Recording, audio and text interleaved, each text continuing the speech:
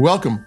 It's Domain Dave from CheapWineFighter.com with another wine review, a companion podcast for a wine we wrote up on the CheapWineFighter.com website today. And today we have a little bit of affordable luxury. Easter's coming up, and sometimes it calls for a little bit more, though you don't need to spend a lot to get a quality bottle of wine.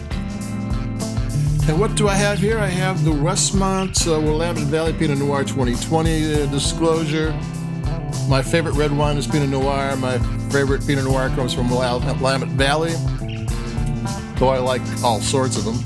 So this is one I like, So this is in my wheelhouse, so I'm going to take a sip.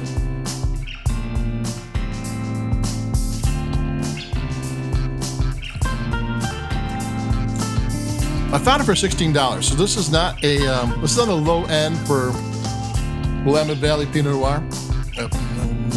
Just as a fun fact, it's not a law there, but Pinot Noir under $40, screw cap.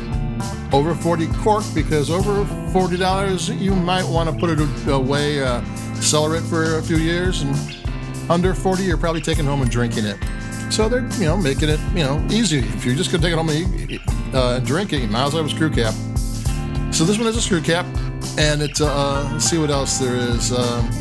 Even though it's on the lower end of the scale for Willamette Valley Pinot Noir, the quality is not. Quality is high. I saw that it got 90 points in one of the wine magazines, which is pretty good. And I think it is a single vineyard estate wine.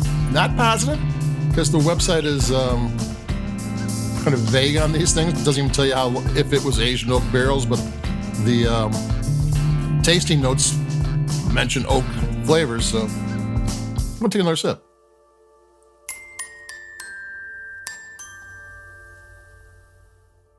They are very vague in how this wine was made, and it was made by a company that I've written the name of NW Wines or NW Brands. It's a wine, it has more. I think they have beer, spirits, and wines out of the Northwest, mostly Oregon.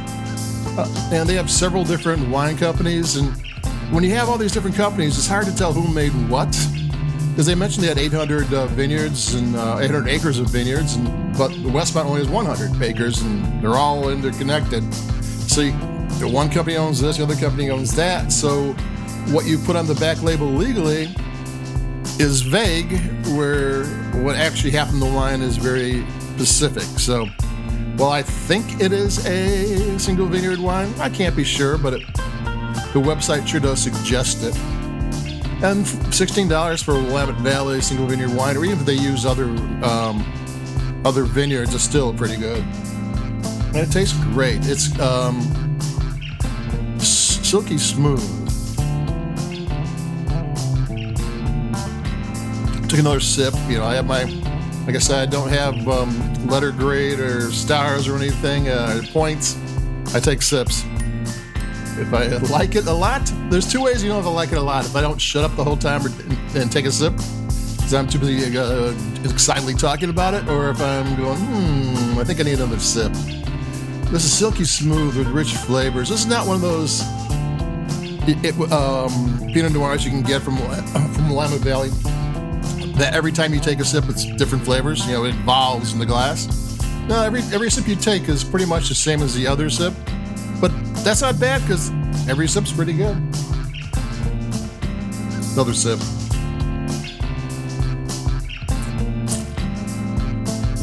Yeah, it's one of those wines. It's a great food wine. It's got great structure to it. It's got some structure. You can feel like there's this tightness in the wine that, even though it's silky smooth, there's a tight edge to it too, which help it match up to food. The acidity is balanced. It gives the wine length. If you ever go to Burgundy and a winemaker pours you a drink, tell them his wine has great acidity and great length, and they're as pleased as be, because that's what they're looking for. And this wine has great acidity and great length. So that's kind of what you're looking for in a wine. Even though it is kind of a brand wine, though They seem to own the estates and everything. So maybe it is and it isn't brand wine. It's in between somewhere. But that's okay because it keeps the price down. Because straight up boutique wineries up that way, it's going to cost at least twice as much for a wine like this. And that's pretty good. And that's what I'm thinking about for Easter. If you want something on the table that would go well with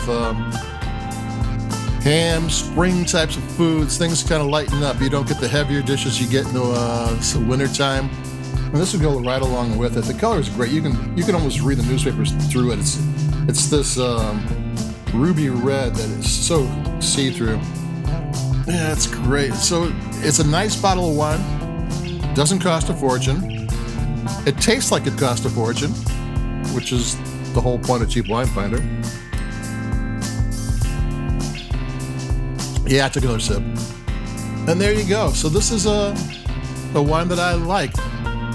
It's a 90-point wine according to one of the wine magazines, and I agree with that. It tastes great. It's got great quality. It's got what I like in a wine. I like them, my very, very favorites are the ethereal ones, and this isn't quite ethereal and ghostly, but I'm okay with that because what I'm sipping makes me happy.